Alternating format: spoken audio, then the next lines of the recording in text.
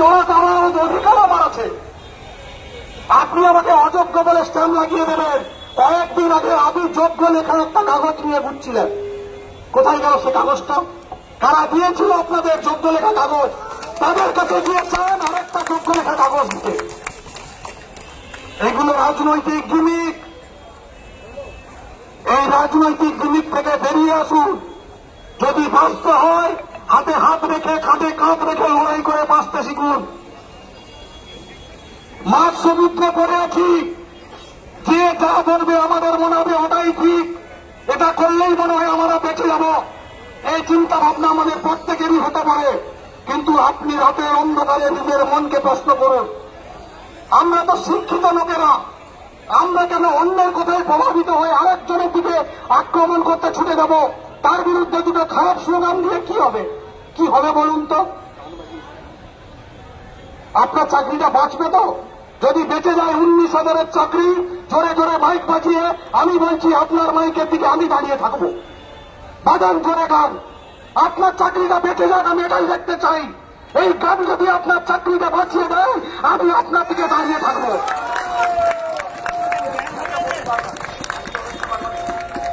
Supreme কোর্টে ওরাটটা পড়ুন, লড়াইয়ের জায়গায় অন্য করে রেখে রাজনৈতিক নেতারা সুবিধা মতো কথা আপনাদেরকে বোঝাচ্ছে।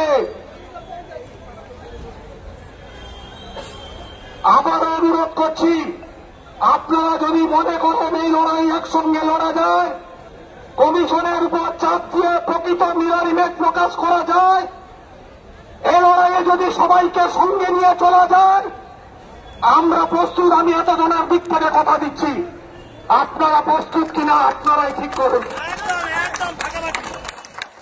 আশা করছি আপনাদের শুভবুদ্ধি হৃদয় হবে। আপনাদের তো কমিশনের কাছে থাকারই কথা নয়। কমিশন তো আপনাদের যোগ্যের সার্টিফিকেট দিয়েছে, কমিশন তো আপনাদেরকে স্কুলে যেতে বলেছে। তাহলে কমিশনের সামনে আপনাদের লড়াইটা কিসে? লড়াই তো সুপ্রিম কোর্টে হওয়ার কথা ছিল, বড় বড় অ্যাডভোকেট নিয়ে প্যানেল বাঁচানোর লড়াই লড়ার কথা ছিল। কারা আপনাদেরকে বলল যে কমিশনের বিরুদ্ধে আরো আন্দোলন কর? আপনাদের তো আন্দোলন ছিল যে যোগ্যদের লিস্ট দিতে হবে, ডিআইদের কাছে তো চলে গেছে। আপনারা বলছেন ওটাই নাকি যোগ্যদের সর্বোচ্চ লিস্ট। ফিরে যান, স্কুল করুন নিশ্চিন্তে। এই জাতীয় রাজনৈতিক চক্রান্তে আপনারা যদি পা দেন তাহলে দেখবেন কিছুদিন পর না থাকবে আপনার বাস, না বাজবে বাঁশুরি। যারা ভাবছেন আমার বাসে ভালো বাঁশুরি বাজছে, হয়তো মনে হচ্ছে সাময়িকভাবে এ মাসের 30 তারিখ হয়তো আপনার বেতন ঢুকবে, হয়তো আমার ঢুকবে না, কিন্তু আপনি মনে রাখুন আপনাদেরকে ব্যবহার করে ফেলে দেওয়া হবে।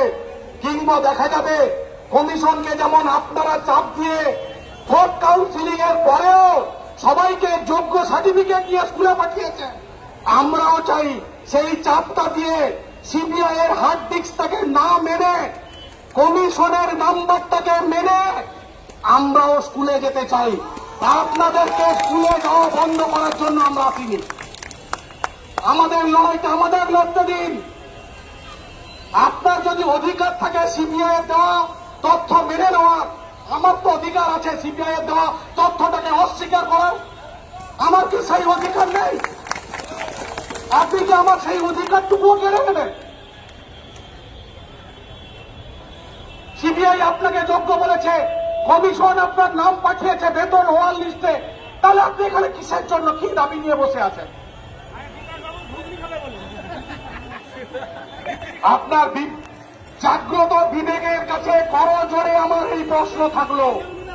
আশা করি আপনার শিক্ষিত জাগ্রত বিবেক এই প্রশ্নের প্রকৃত উত্তর দিতে পারবে।